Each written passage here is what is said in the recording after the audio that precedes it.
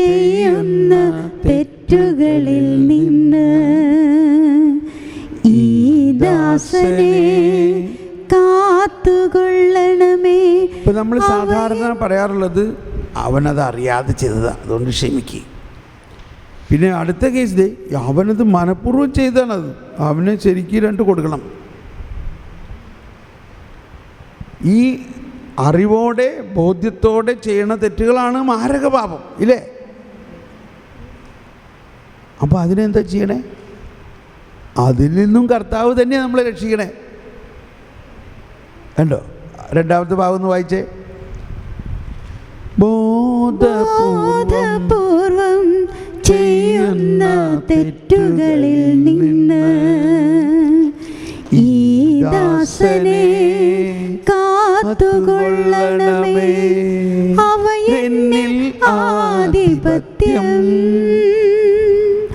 ഉറപ്പിക്കാതിരിക്കട്ടെ. അപ്പോൾ ഞാൻ നിർമ്മലനായിരിക്കും.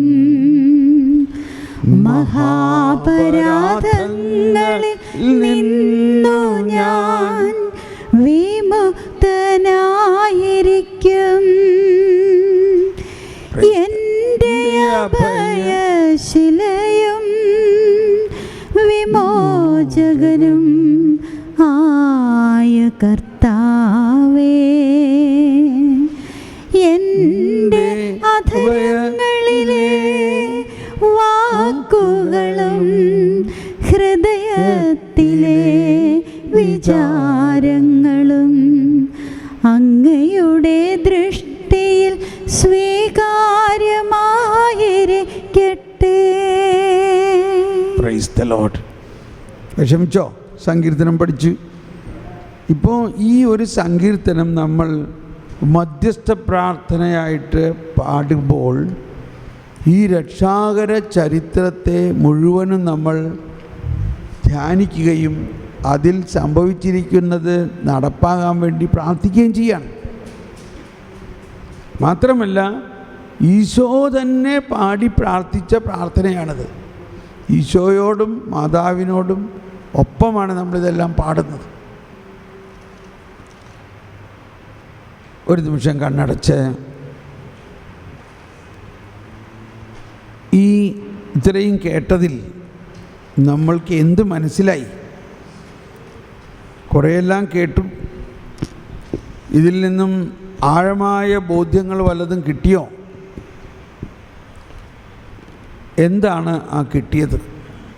എന്ത് ബോധ്യമാണ് ഈ ഇന്നലത്തെയും ഇന്നത്തെയും ക്ലാസ്സുകളിലൂടെ നമുക്ക് കിട്ടിയത് എന്നൊന്ന് മനസ്സിൽ ചിന്തിക്കാം. ഇന്നലത്തെയും ഇന്നത്തെയും ക്ലാസ്സുകളിലൂടെ എന്ത് ബോധ്യങ്ങൾ നമുക്ക് കിട്ടി? അതിൽ പ്രധാനപ്പെട്ട 1-2 കാര്യങ്ങൾ ചിന്തയിലേക്ക് കൊണ്ടുവരാം. അതിനെ പ്രതി കർത്താവിന് നന്ദി പറയാം.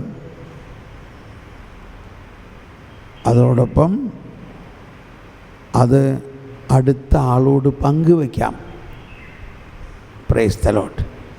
അടുത്തിരുന്ന് അടുത്ത ആളോടൊന്ന് പറഞ്ഞ് എന്താണ് ഇന്നലെ ഇന്നും ഉള്ള ക്ലാസ്സുകളിലൂടെ നിങ്ങൾക്ക് കിട്ടിയ പ്രധാന ബോധ്യങ്ങൾ എന്താണെന്നൊന്ന് പങ്കുവയ്ക്കൂ.